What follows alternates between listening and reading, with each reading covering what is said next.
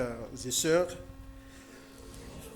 j'ai la lourde tâche ce matin de vous apporter le message que le Seigneur veut que vous entendiez ce matin. Sachez que je m'appelle Aimé, comme l'a dit mon frère François-Xavier, et je suis un ancien en formation. Donc c'est dans ce cadre-là que le pasteur Samuel me donne ce matin ce privilège de porter la voix du Seigneur. Amen. Donc ce matin, le message que je vais partager, que le Seigneur m'a mis à cœur, est dans le livre de Jacques. Et bien avant de demander à mon frère Nathanaël de lire ce passage, je voudrais simplement situer un peu le contexte de ce texte.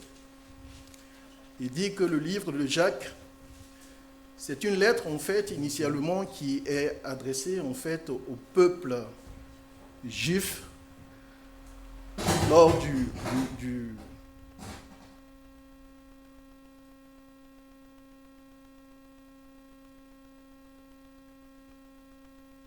mais c'est aussi un responsable d'église. Et donc en raison de la persécution de ce peuple qui s'est dispersé dans l'Empire romain, ces différentes situations pouvaient créer en fait des difficultés, des événements assez difficiles à gérer. Donc il leur envoie cette lettre en fait pour les soutenir, parce que dans des moments difficiles, il peut y avoir une acceptation de la parole sur le plan intellectuel, mais la mise en pratique peut être difficile. Oui, nous pouvons être amenés à proclamer la parole de Dieu, mais notre comportement peut être ne peut pas être conforme à ce que nous proclamons. Donc le but de la lettre de Jacques, c'est de dire oui, nous avons la foi, mais elle doit se voir dans nos œuvres, dans notre manière de nous comporter. Et la lettre de Jacques, donc, c'est une richesse pour une vie pratique chrétienne. Elle apporte beaucoup d'éléments de réponse dans notre vécu, comment vivre au quotidien notre foi en Jésus-Christ. Et le thème ce matin, c'est comment, c'est le titre que j'ai donné, comment gérer les conflits, qui se trouve en fait dans Jacques 4, versets 1 à 10. Mais bien avant que mon frère Nathanaël nous lise ce passage, je vais prier. Seigneur, mon Dieu, mon roi, mon âme te bénit, mon âme te loue, Seigneur. Je te remercie pour ce privilège que tu me donnes d'être là pour parler de toi. Seigneur, tu connais mes faiblesses. Tu connais, Seigneur, ce que je peux faire et ce que je ne peux pas faire.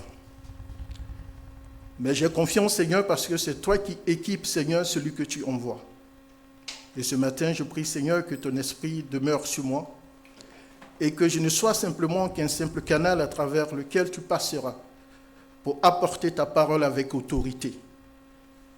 Que ton esprit dispose ce matin les frères qui sont là, qui vont m'écouter, que le cœur soit disposé pour entendre ce message et qu'il soit clair pour eux, qu'il soit compris, mais surtout qu'il soit mis en pratique. Sois glorifié, Seigneur Jésus-Christ. C'est en ton nom que j'ai prié. Amen. Donc je vais demander à Nathanaël de lire ce passage dans Jacques 4, versets 1 à 10. D'où viennent les conflits et d'où viennent les luttes parmi vous? N'est-ce pas de vos passions qui combattent dans vos membres? Vous désirez et vous ne possédez pas. Vous êtes meurtriers et jaloux, et vous ne pouvez rien obtenir. Vous avez des luttes et des conflits. Vous ne possédez pas parce que vous ne demandez pas. Quand vous demandez, vous ne recevez pas parce que vous demandez mal, dans le but de satisfaire vos passions. Adultères que vous êtes, ne savez-vous pas que l'amour pour le monde est synonyme de haine contre Dieu? Celui donc qui veut être l'ami du monde se fait l'ennemi de Dieu. Croyez-vous que l'Écriture parle sans raison? C'est avec jalousie que Dieu aime l'esprit qui habite en nous. Cependant, la grâce qu'il accorde est plus grande encore. C'est pourquoi l'Écriture dit: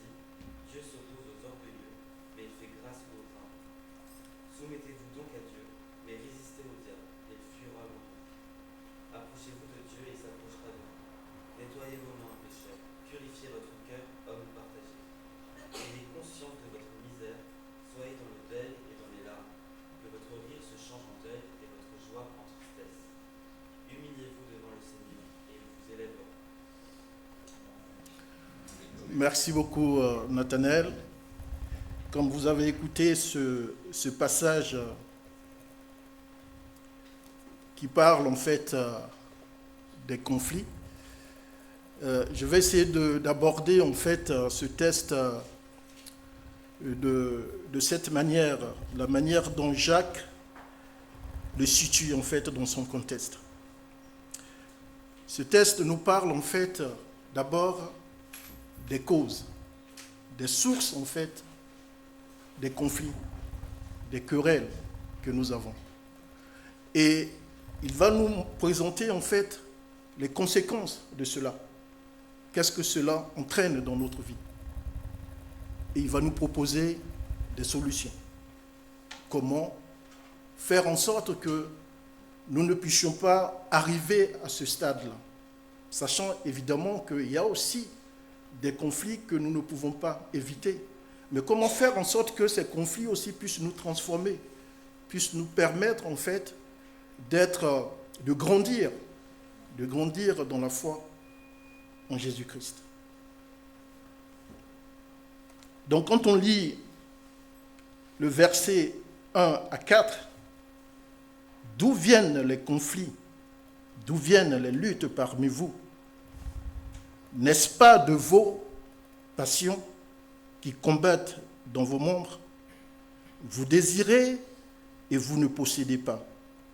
Vous êtes meurtriers et jaloux et vous ne pouvez rien obtenir. Vous avez des luttes et des conflits. Vous ne possédez pas parce que vous ne demandez pas. Quand vous demandez, vous ne recevez pas parce que vous demandez mal, dans le but de satisfaire vos passions. Au travers de ces versets, on voit 4 causes, 4 sources qui motivent nos conflits. La première cause que je vois, c'est notre désir de posséder, la soif de posséder. On veut tout avoir. C'est vrai que nous sommes assaillis de publicité, nous sommes assaillis de plein de choses qui nous incitent à vouloir posséder. Et cela devient pour nous un réflexe. On veut posséder, on veut acquérir. Mais qu'est-ce que cela entraîne? Vous savez, dans le monde, ce que nous voyons dans le monde, c'est un peu comme un gâteau. Plus tu en prends, plus tu prives l'autre d'en avoir. Donc le fait de posséder, de continuer à posséder, c'est aussi arracher le gain, la part de l'autre. Je voulais illustrer cela par cette parabole dans Luc 12, la parabole du riche dépourvu de bon sens, qui refuse de partager son héritage avec son frère et il demande l'avis de Jésus.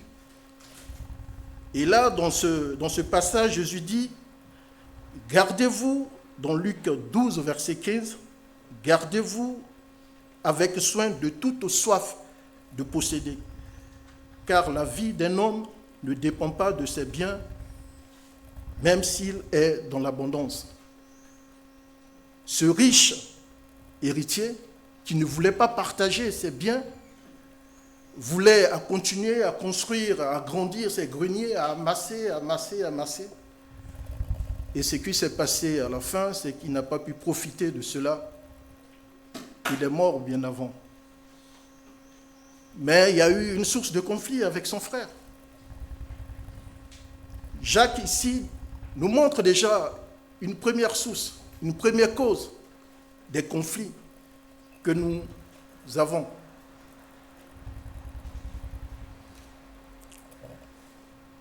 Il parle aussi de notre quête de plaisir. Il dit, toujours dans ce verset, vous désirez et vous ne possédez pas. Vous désirez. Ce désir qui peut être sur plusieurs ordres, mais il peut aussi être sur l'ordre charnel, le désir de ressentir le plaisir. Il n'y a pas longtemps, j'ai eu une amie, une collègue qui me parlait un peu de sa situation, de sa vie un peu privée, où elle était en conflit avec son amant qui était sur le point de se séparer, parce qu'elle avait cette envie d'avoir un enfant, et lui non, parce que la raison qu'il évoquait, c'était plutôt de demeurer encore dans ce plaisir, en fait, de vouloir vivre comme il le souhaite, en fait. Être encore, avoir cette envie de voyager, cette envie de... encore une fois de plus, ce n'est pas mauvais de voyager, c'est toujours l'excès en toute chose qui est mis ici, pointé du doigt. Mais ce désir qui fait qu'il y ait le désir de vivre, de ressentir les choses, plaisir, était prioritaire en fait à ce qui était utile pour leur projet commun. Ce désir de pouvoir satisfaire ce qu'on ressent. Et qu'est-ce que cela peut entraîner? Cela peut entraîner l'adultère. On veut tellement satisfaire ce désir au point d'avoir le regard sur la femme de l'autre, sur la femme d'autrui.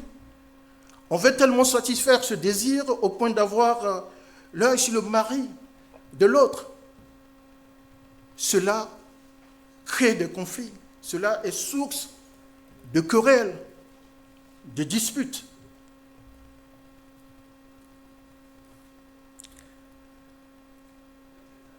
La troisième raison qu'on peut souligner ici, c'est aussi le désir d'une reconnaissance sociale. On est préoccupé par notre statut social. On veut paraître, on veut être. Et cela nous entraîne en fait à l'orgueil.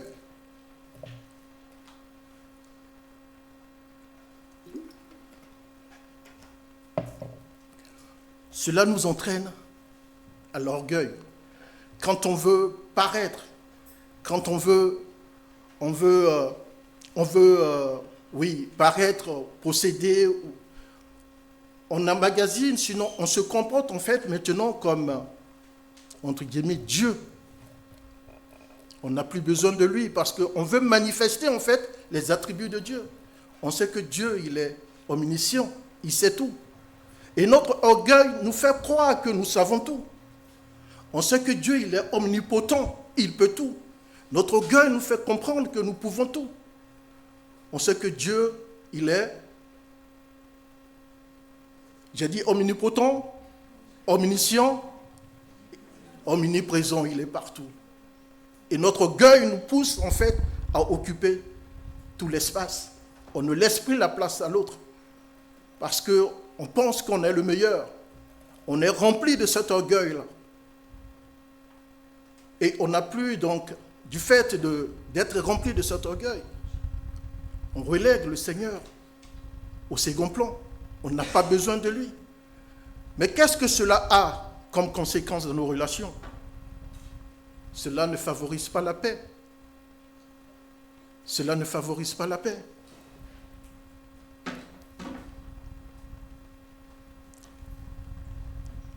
Dans ce passage aussi, il y a la quatrième raison que je vois qui est dit ici dans ce passage. Quand vous demandez, vous ne recevez pas parce que vous demandez mal, dans le but de satisfaire vos passions. Probablement des prières non exaucées. Mais quelles sont les motivations de ces prières? Quelles sont les motivations de cette demande que nous faisons à Dieu? Quelles sont les motivations? Mais il nous dit ici, Jacques, il nous dit ici que ces motivations ne sont pas les motivations de Dieu. Ces motivations ne correspondent pas à la volonté de Dieu. Ces motivations sont nourries par notre désir profond de satisfaire nos propres besoins, qui ne sont pas en adéquation avec la parole de Dieu.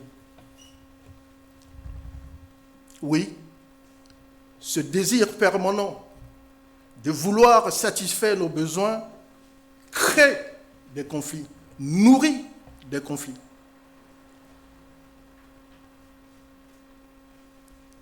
Et qu'est-ce que cela peut entraîner? Ça nous rend meurtriers. Il dit ici, dans ce texte, vous êtes meurtriers et jaloux. Mais ce sont les conséquences de ces désirs inassouvis.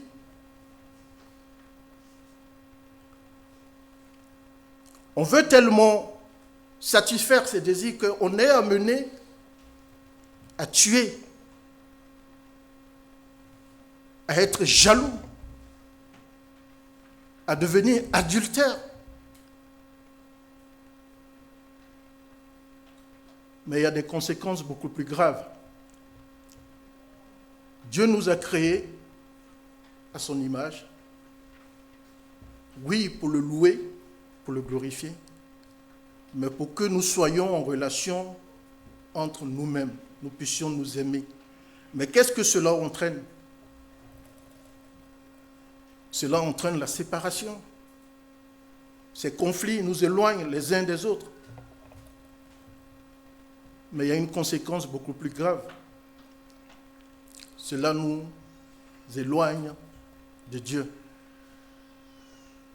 Cela nous éloigne de Dieu. Ces motivations, ces sources de conflits, qui sont des valeurs qui ne sont pas celles de Dieu, nous éloignent de Dieu. Et lorsque cela nous éloigne de Dieu, vers qui nous allons? Vers qui nous allons si nous sommes éloignés de Dieu? Qui est en opposition avec Dieu? Mais c'est Satan. Lorsque nous nourrissons cela, ces motivations, et qui sont des valeurs qui ne sont pas en adéquation avec la parole de Dieu, ce sont inéluctablement des valeurs qui sont en adéquation avec ce que Satan veut, ce que Satan est. D'où notre amour pour le monde. D'où notre amour pour le monde. Et c'est ce que Jacques dit ici, au verset 4. Ne savez-vous pas que l'amour pour le monde est synonyme de haine contre Dieu? Celui donc qui veut être l'ami du monde se fait l'ennemi de Dieu.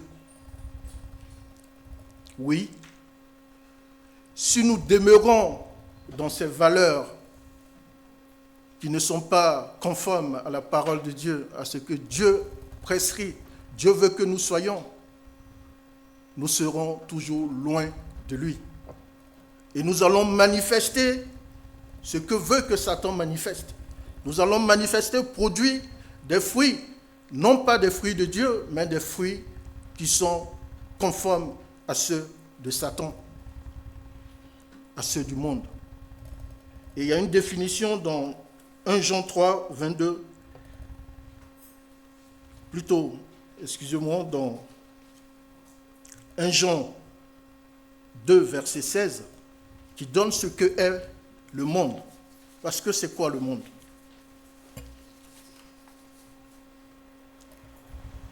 Un Jean 2, verset 16 nous dit « Tout ce qui est dans le monde, la convoitise qui est dans l'homme, la convoitise des yeux et l'orgueil dû aux richesses, vient non du Père, mais du monde. » On l'a rappelé, les causes des conflits. Et c'est ce qui est décrit ici. Ce sont les mêmes raisons qui sont évoquées dans ce verset 1 Jean 2, verset 16, qui correspondent à ce qu'est le monde. Ces désirs qui sont manifestés et que nous manifestons, qui ne correspondent pas à la parole de Dieu et qui nous éloignent de Dieu, sont conformes à ceux du monde. Ce sont des valeurs qui viennent du monde. Ce que je veux dire, c'est que ces désirs-là que nous avons intérieurement, qui viennent du plus profond de notre être, de notre cœur, nous ne pouvons pas de nous-mêmes les résorber. Nous ne pouvons pas être restaurés par nous-mêmes. si nous sommes éloignés de Dieu. Nous ne pouvons pas, de nous-mêmes, résorber cela, être nettoyés de cela, si nous sommes loin de Dieu. Voilà ce que dit Jacques. Tu as foi en Dieu, tu manifestes des choses qui sont contraires à sa parole, il y a quelque chose qui ne va pas. Ces désirs que nous avons, ces sources qui sont la cause des conflits, ne sont pas en adéquation avec la parole de Dieu. Ne sont pas en adéquation avec la parole de Dieu. Est-ce que nous allons manifester cet orgueil de rester loin de lui, de dire que nous n'avons pas besoin de Dieu? Mais nous ne pouvons pas être transformés, nous ne pouvons pas être restaurés. Parce que c'est la conséquence normale, en fait, de notre nature humaine.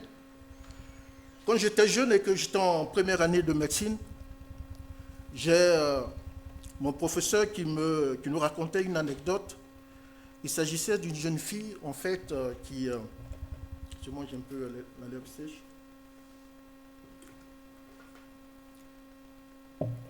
Qui a dit à ses parents qu'elle ne voulait pas... Elle refusait de faire pipi.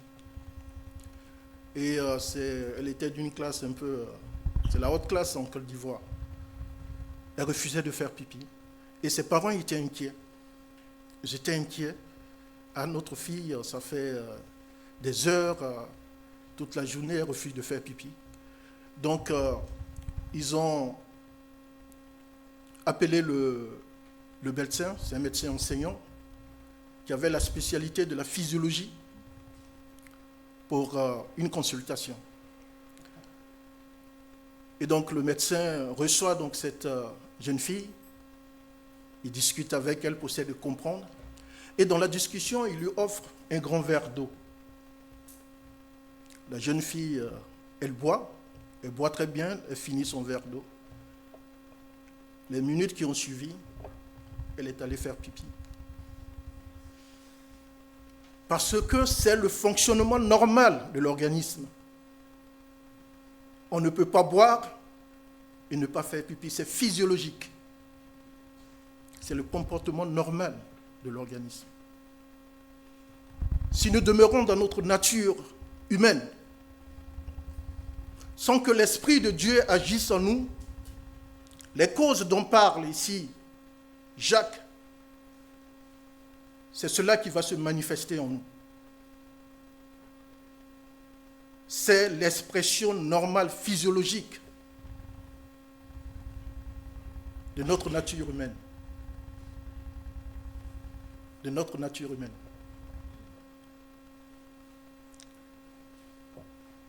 Mais il y a une solution à cela.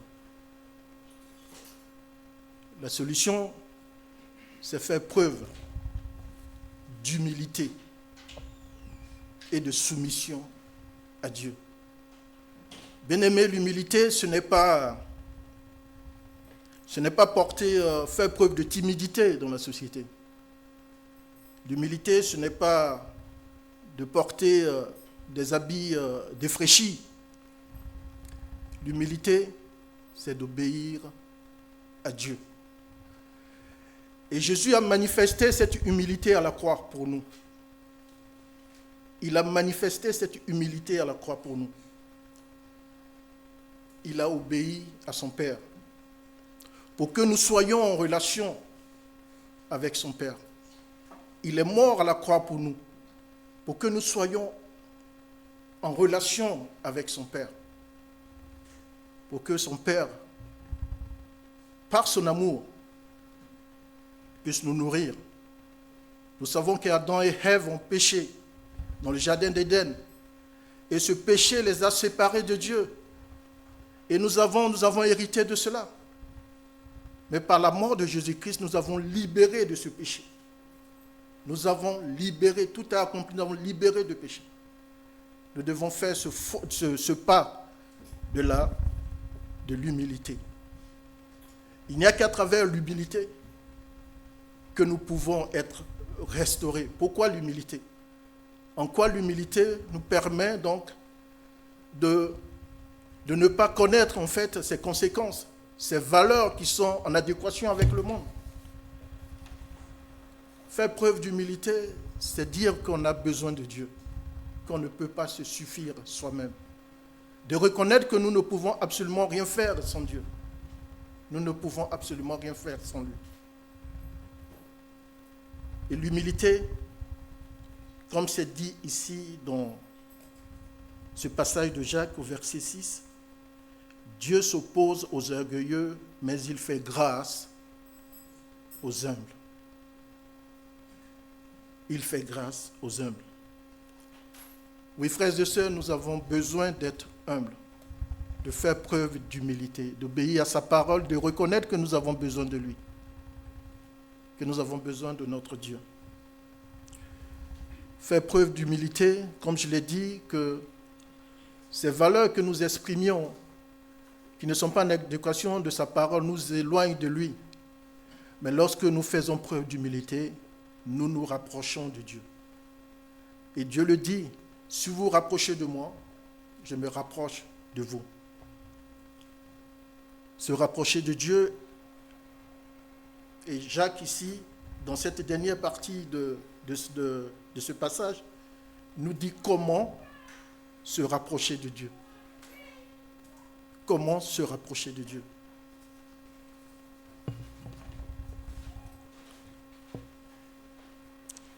Au verset 7, au verset 10, il est dit « Soumettez-vous donc à Dieu, mais résistez au diable et il fuira loin de vous. Approchez-vous de Dieu et il s'approchera de vous. Nettoyez vos mains, pécheurs, purifiez votre cœur, hommes partagés. Ayez conscience de votre misère, soyez dans le deuil et dans les larmes. Que votre rire se change en deuil et votre joie en tristesse. Humiliez-vous devant le Seigneur et il vous élèvera. » Amen. Ici, dans ce texte, Jacques nous dit comment s'approcher de Dieu. Il nous dit de nous soumettre à Dieu, c'est-à-dire de reconnaître son autorité dans notre vie, de nous abandonner à lui. C'est un acte volontaire. La Bible dit, Jésus a déjà tout accompli. C'est aussi à nous de jouer notre partition. Et cela requiert notre décision, un acte volontaire, un acte actif de notre part. De nous soumettre à Dieu. Soumettez-vous à Dieu. De nous mettre au-dessus de son autorité. De reconnaître l'autorité de Jésus, de Dieu dans notre vie.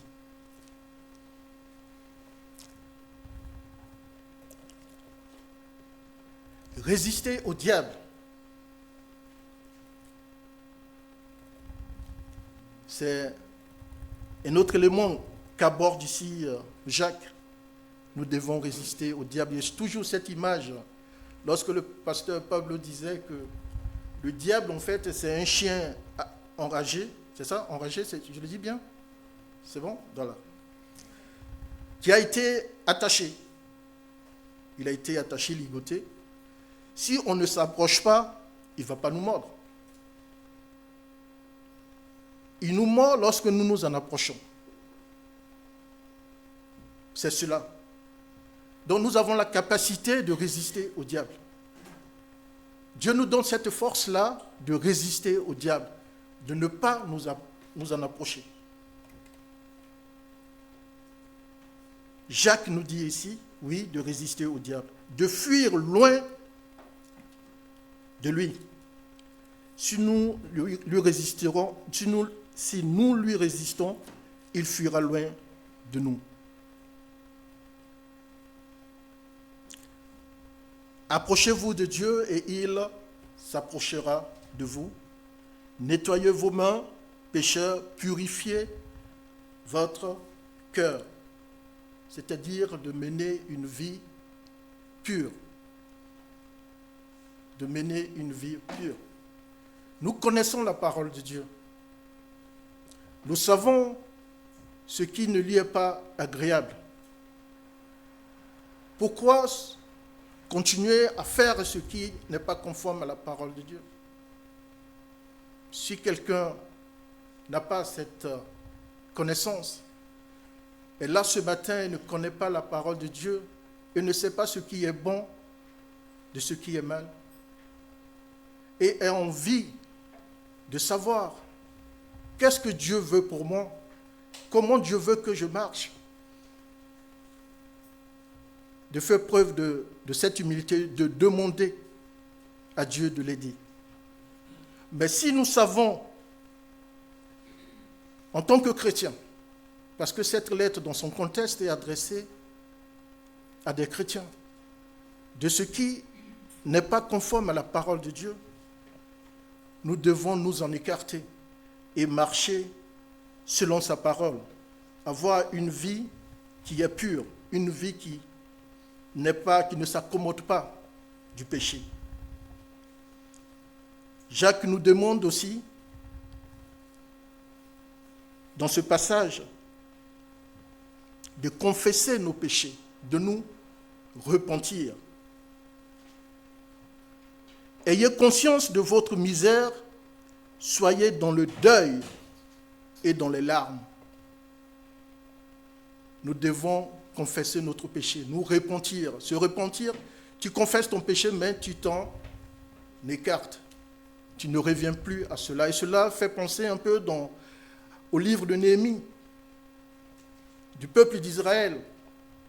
Quand il est retourné, il est revenu après avoir été exilé à Babylone et est revenu lors de la reconstruction de la muraille de Jérusalem par Néhémie et a pu entendre la parole de Dieu, a pris connaissance de comment ils s'étaient éloignés de Dieu, comment ils avaient foulé aux pieds les prescriptions de Dieu.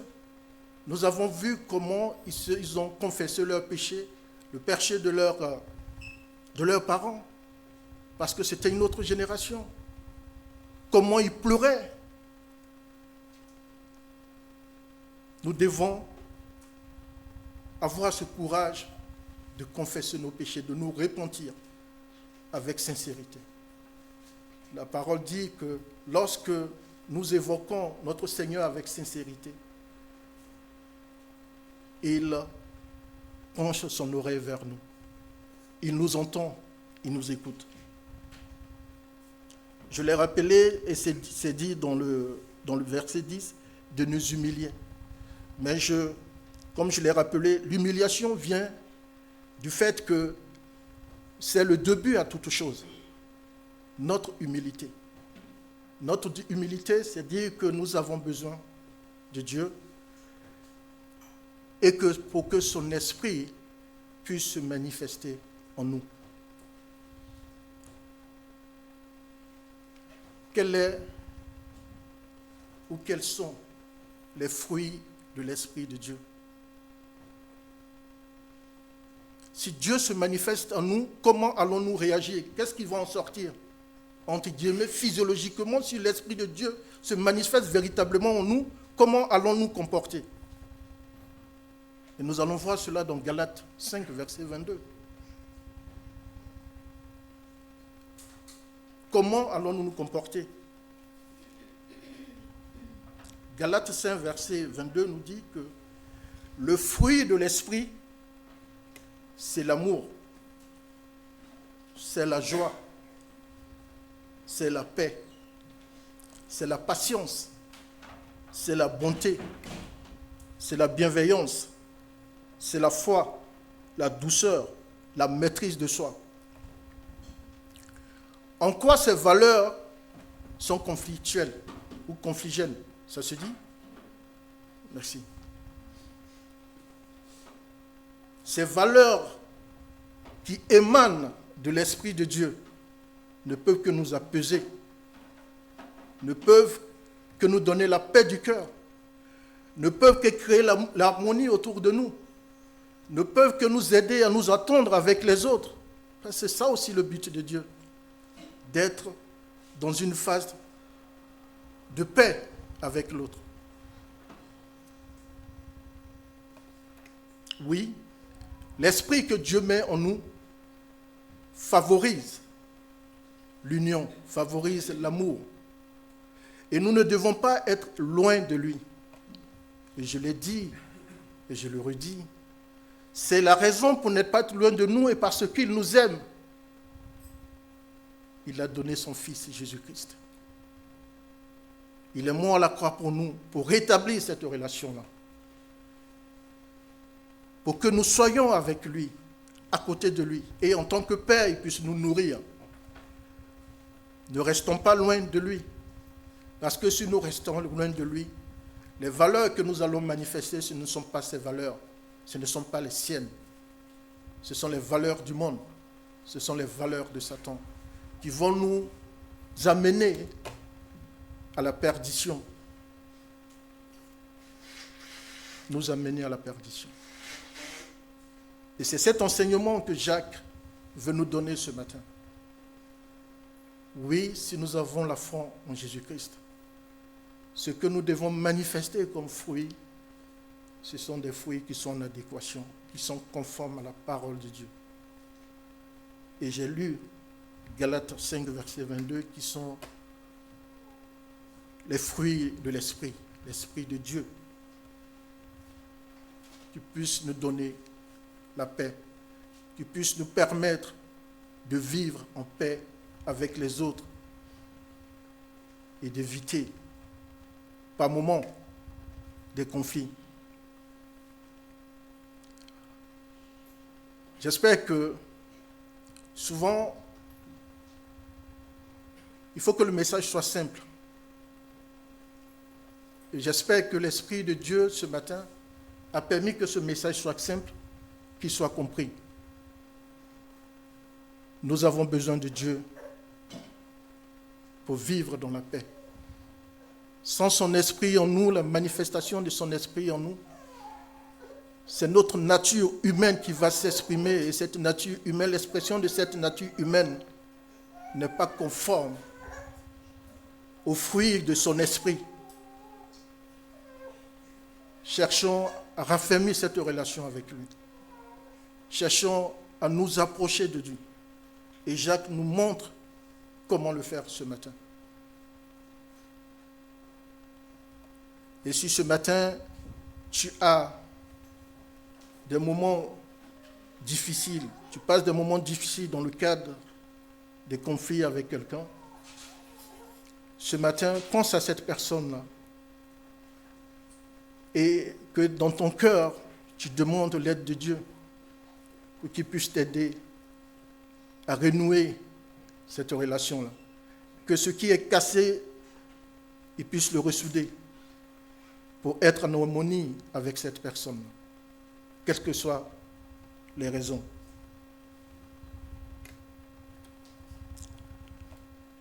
Je vais prier pour finir.